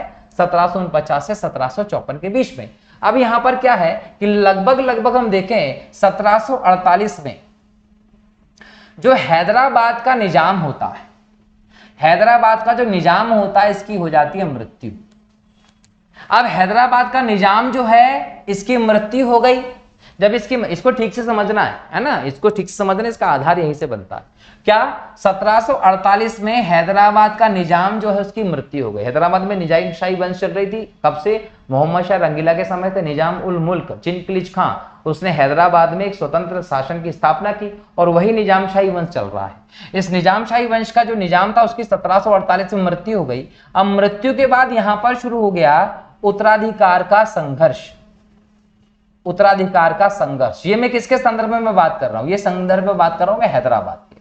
अब हैदराबाद में उत्तराधिकार का संघर्ष चल रहा है। इसमें एक तरफ तो इसका पुत्र है, कौन? नासिर जंग, और एक तरफ है पौत्र। ये पौत्र का नाम है मुजफ्फर जंग। तो एक तरफ है मुजफ्फर जंग और एक तरफ है नासिर जंग। इन दोनों में लड़ाई चल रही है। इन दोनों में लड़ाई चल रही है किसके लिए? हैदराबाद के नवाब बनने की लड़ाई। अब नासिर जंग जो है और मुजफ्फर जंग जो है, इनको अलग अलग यूरोपीय शक्ति का समर्थन मिला। मुजफ्फर जंग जो है, इसको समर्थन मिला किसका? फ्रांस का। और नासिर जंग को समर्थन मिला किसका? अंग्रेजों का। तो अब ये हैदराबाद की कंडीशन क्लियर हो गई। हैदराबाद की कंडीशन क्या है? निजाम की मृत्यु 1748 में, उत्तराधिकार का संघर्ष मुजफ्फर जंग और नासिर जंग के बीच में हुआ। नासिर जंग निजाम का बेटा था, मुजफ्फर जंग निजाम का पौत्र था। मुजफ्फर जंग का साथ दे रहे थे फ्रांस, नासिर जंग का साथ दे रहे थे अंग्रेज। क्लियर। अब यहां पर अंग्रेज और फ्रांसीसी आमने सामने हो गए कि नहीं हो गए?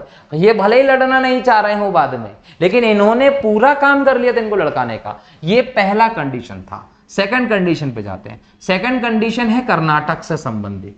अब कर्नाटक के इस रोल में आपको मराठों का इंटरफेयर देखने को मिलेगा। मराठों का कहीं ना कहीं इनमें प्रवेश देखने को मिलता है। अब मराठों का प्रवेश ऐसे होता है कि एक व्यक्ति है जिसका नाम है चंदा साहब। ये चंदा साहब जो है ये 7-8 वर्ष से मराठों की कैद में थे। अब मराठों की कैद में थे, लेकिन मराठों का यहां पर वर्चस्व में थोड़ी सी समस्या देखने को मिली, तो उन्होंने क्या किया, चंदा साहेब को कर दिया स्वतंत्र। अब चंदा साहेब जैसे स्वतंत्र होते हैं तो ये कहां जाते हैं? कर्नाटक। कर्नाटक में कौन है? यहां पर नवाब है अनवरुद्दीन। नवाब कौन है? अनवरुद्दीन। अब नवाब अनवरुद्दीन जो है इनके बहनोई हैं कौन? चंदा साहेब। चंदा साहेब का संबंध समझ में आ गया, ये कौन है? अनवरुद्दीन के बहनोई है। अब इन्होंने बोला कि मैं भी क्या बनूंगा? शासक बनूंगा या नवाब बनूंगा। और ये नवाब को लेकर किससे लड़ने लगे? अनवरुद्दीन से। मतलब यहां पर चंदा साहेब और अनवरुद्दीन के बीच में संघर्ष शुरू हो गया। अब देखिए कि यहां पर कर्नाटक में चंदा साहेब और अनवरुद्दीन के बीच में संघर्ष शुरू हो गया उत्तराधिकार के लिए, शासन बनने के लिए। और यहां पर नासिर जंग और मुजफ्फर जंग के बीच में हैदराबाद में संघर्ष शुरू हो गया। अब यहां पर कंडीशन क्या है कि मुजफ्फर जंग को सपोर्ट मिला फ्रांस का, नासिर जंग को सपोर्ट मिला अंग्रेजों का। वैसे ही यहां पर जो चंदा साहेब थे, चंदा साहेब जो हैं इनको समर्थन मिला फ्रांस का, और जो अनवरुद्दीन था इनको समर्थन मिला ब्रिटेन का। तो यहां पर भी देखिए कर्नाटक में भी ब्रिटेन और फ्रांस आमने सामने हो गए, हैदराबाद में भी ब्रिटेन और फ्रांस आमने सामने हो गए। यहां पर क्या हुआ, जैसे ही हैदराबाद का यहां पर संघर्ष चल रहा है और ये दोनों की स्थिति है, तो यहां पर चंदा साहिब जो हैं इनका अनवरुद्दीन से जब युद्ध हुआ तो यहां पर अनवरुद्दीन हार गया। मतलब यहां पर फ्रांस की जीत हुई, इंग्लैंड की हार हुई और अनवरुद्दीन मारा गया। और चंदा साहेब कहां बन गए? कर्नाटक के नवाब बन गए। अब चंदा साहेब की स्थिति क्लियर हो गई कर्नाटक में। अब यहां पर अंग्रेज नासिर जंग को भड़का देते हैं। क्यों? क्योंकि नासिर जंग जो है ये यहां से कर्नाटक की तरफ आक्रमण करने के लिए भड़का दिया। नासिर जंग ने जैसे ही कर्नाटक पर आक्रमण करने का सोचा, तो यहां पर यह याद रखिएगा कि नासिर जंग जैसे ही यहां पर आक्रमण करने जाता है तो नासिर जंग की भी मृत्यु हो जाती है। तो हैदराबाद का नवाब कौन बन जाता है? मुजफ्फर जंग। और कर्नाटक का नवाब कौन बन जाता है? चंदा साहेब। अब दोनों जहां पर अंग्रेजों की एक करारी शिकस्त देखने को मिलती है। जब अंग्रेजों की करारी शिकस्त यहां पर देखने को मिलती है तो इसके बाद अंग्रेज और फ्रांस के बीच में युद्ध और ज्यादा आक्रामक हो जाता है और कहीं ना कहीं फिर बाद में सीधे तौर पर दोनों शक्तियां आमने सामने होती हैं। बाद में हमको आंबूर का युद्ध भी यहां पर दिखाई पड़ता है। तो ये कर्नाटक के दूसरे युद्ध की पृष्ठभूमि की मैंने बात की जो इस प्रकार से बनती है। अगला प्रश्न है, फ्रांस की सरकार ने किस वर्ष भारत स्थित फ्रांसीसी बस्तियों का अधिकार भारत सरकार को सौंपा? तो याद रखिए 1947 में भारत आजाद हुआ। आजादी के बाद अगले 7 वर्षों में 1954 में फ्रांस की सरकार ने भारत का जो पूरा क्षेत्र था वो सफेद की हस्ताक्षर करके पूरा भारत सरकार को सौंप दिया था। कब? 1954 में। ठीक है।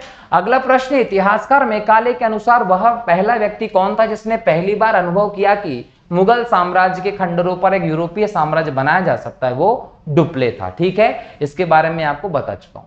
तो दोस्तों इस प्रकार हमने आज की इस क्लास में भारत में विदेशी कंपनियों के आगमन से संबंधित इंपॉर्टेंट प्रश्नों को डिस्कस किया। आशा है कि आप लोगों को समझ में आया होगा। अगले लेक्चर में अगले टॉपिक को लेकर महत्वपूर्ण क्वेश्चंस पे डिस्कस करूंगा। तब तक के लिए बहुत बहुत शुक्रिया दोस्तों। जय हिंद, जय भारत, वंदे मातरम। और हाँ, अपना और अपनों का ख्याल रखिए, स्वस्थ रहिए, स्वच्छ रहिए। बहुत बहुत धन्यवाद।